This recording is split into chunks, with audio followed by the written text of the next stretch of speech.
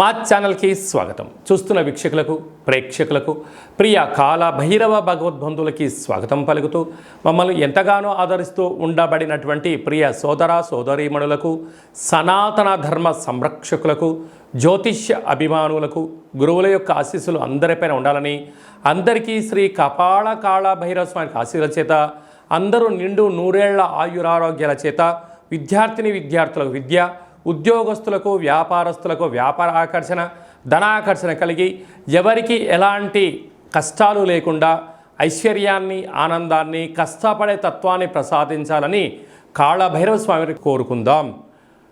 16/7/2024 నుండి 31/7/2024 వరకు పుట్టినటువంటి వారందరికీ కూడా ముందస్తుగా జన్మదిన శుభాకాంక్షలు.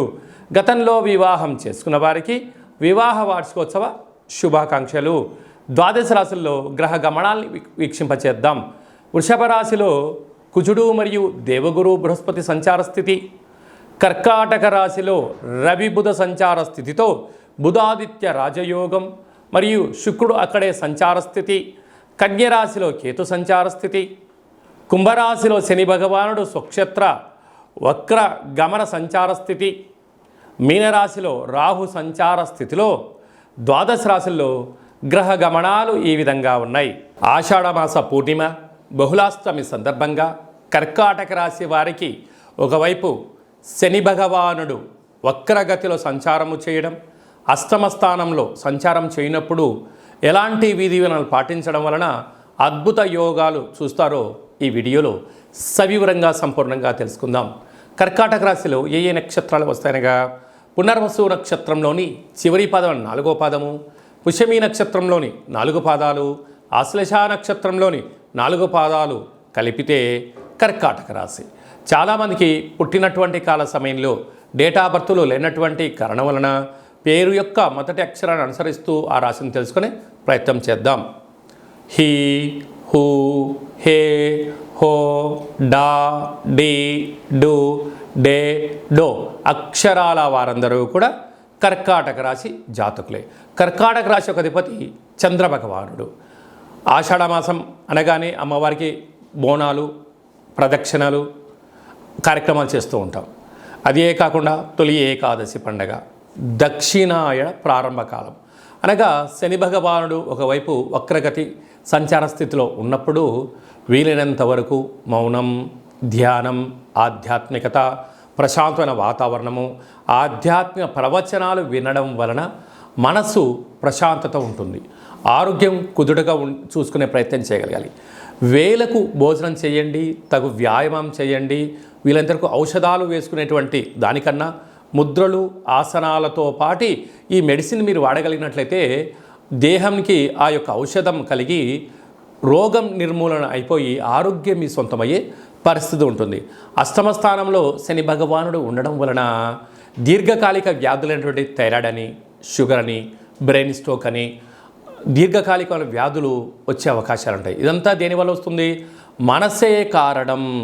మన మనసు ఎప్పుడు కూడా పరి విధాలుగా పరిగెత్తకుండా ఏకాగ్రత, ఏకాంతం, సూర్య నమస్కారాలు చేయడం, పక్షులకు అనగా కాకికి మద్యాన్ని పోయండి. ఈ యొక్క అష్టమ స్థాన శనిలో ఉన్నప్పుడు ఆ కాకి మహారాజు గారు ఆ మద్యాన్ని స్వీకరించడం వలన మీ కష్టాలు తొలగిపోయి వ్యాధులు కూడా తొలగిపోతాయని చెప్పి గమనించాలి. ప్రతిరోజు భోజనం చేసేటప్పుడు ఒక పట్టెడు అన్నాన్ని కుక్కకు మహారాజు వారికి పెట్టండి. సంచిత కర్మ, ప్రారబ్ధ కర్మ, ఆగమిక కర్మ కూడా నివారణ అవుతుందని చెప్పి గమనించాలి.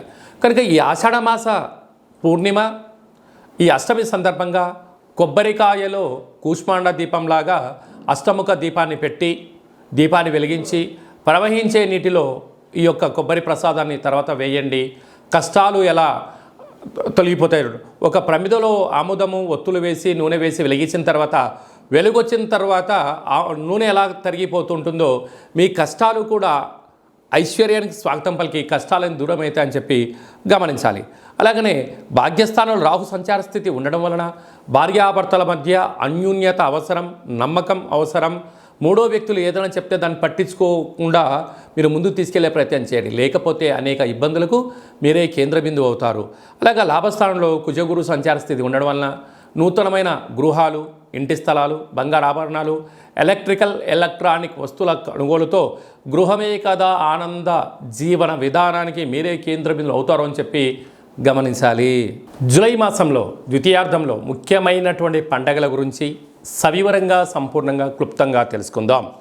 21/7/2024 ఆషాఢ మాస పూర్ణిమ ఆదివారం ఉత్తరాషాఢ నక్షత్రం రావడం వలన గురు పూర్ణిమ, వ్యాస పూర్ణిమ అని చెప్పుకుంటాం.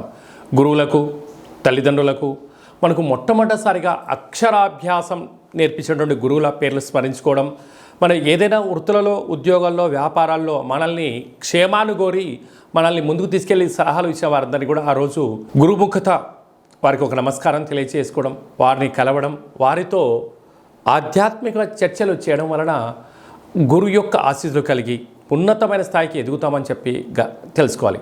మనమందరూ కూడా వేద వ్యాస మహర్షి స్వామివారిని స్మరించుకోవడం, అలాగనే గౌతమ బుద్ధుడు, స్వామి వివేకానంద గారు, అలాగనే సకల దేవతలు, సద్గురు సాయినాథుడు, తల్లిదండ్రులు అందరినీ గౌరవించుకోవడం మన సనాతన హిందూ సాంప్రదాయంగా భావించగలగాలి.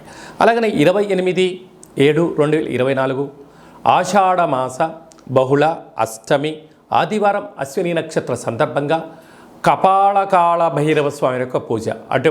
అంటే కాళభైరవుడికి పూర్ణిమ, అష్టమి సందర్భాలలో స్మరిస్తే చాలు, పదని వెనక నేనున్నాను అని చెప్పే ఏకైక భగవంతుడే కాళభైరవ స్వామివారు. కాలాన్ని శాసింపజేసే శక్తికి కాళభైరవుడికి ఉంటుంది. ఒక్కొక్క నెలలో ఒక్కొక్క కాళభైరవ స్వామివారు ఉంటారు. కనుక మనకు ఆషాఢ మాసంలో కపాళకాళ భైరవ స్వామి యొక్క ఆశీస్సుల కోసం మనం ఆయన స్మరణ, అష్టకం, జపాన్ చేయడం, దానం చేయడము, సులకపు మహారాజు అనక కుక్కలకు రోజు అన్నం పెట్టడం, కాకులకు ఆహారాన్ని, వీలైతే మద్యాన్ని పోసి చూడండి, అద్భుతమైనటువంటి నరదృష్టి, శత్రు ప్రభావాలు తొలగిపోతాయని చెప్పి గమనించగలగాలి. అలాగనే మనము కాళభైరవ స్వామిని స్మరణ చేయడం వలన, ఇంట్లో ధ్యానించడం వలన, కూష్మాండ దీపాన్ని ఇంట్లో పెట్టడం వలన, స్వామివారి యొక్క సేవ చేయడం వలన ఇంట్లో ఉండబడినటువంటి వాస్తు దోషం తొలగి విద్య ఆకర్షణ, ఉద్యోగ ఆకర్షణ, వ్యాపార ఆకర్షణ, వివాహకాల సమయంలో వధువుకు వరుడు, వరుడుకు వధువు ఆకర్షణ అవ్వడం, వ్యాపారంలో జనాకర్షణ, ధనాకర్షణ, పదవి ఆకర్షణ కలిగి మనం ఏదైతే అనుకుంటామో అని అన్నింటా విజయాన్ని కలిగింపజేసే శక్తి మనకు కాళభైరవుడికి ఉంటుంది. ఈ వీడియో మీకు నచ్చినట్టయితే లైక్ చేయండి, షేర్ చేయండి, మా ఛానల్ని సబ్స్క్రైబ్ చేసుకోండి. మేము చేస్తున్న ఆధ్యాత్మికమైన వీడియోలు అందరికన్నా ముందస్తుగా మీరు చూసుకోవాలి అన్నట్లయితే గంట సింబల్ ప్రెస్ చేయండి, పైన ఆల్ అనే బటన్ కూడా తెలియచేయండి. మీ క్షేమాన్ని ఎవరైతే కోరుకుంటున్నారో, లేకుంటే మీరు ఎవరి క్షేమాన్ని అయితే కోరుకుంటున్నారో వారికి కూడా ఈ యొక్క ఆధ్యాత్మికమైన సమాచారాన్ని తెలియచేసి భగవంతుడి యొక్క ఆశీస్సులు పొందగలరు.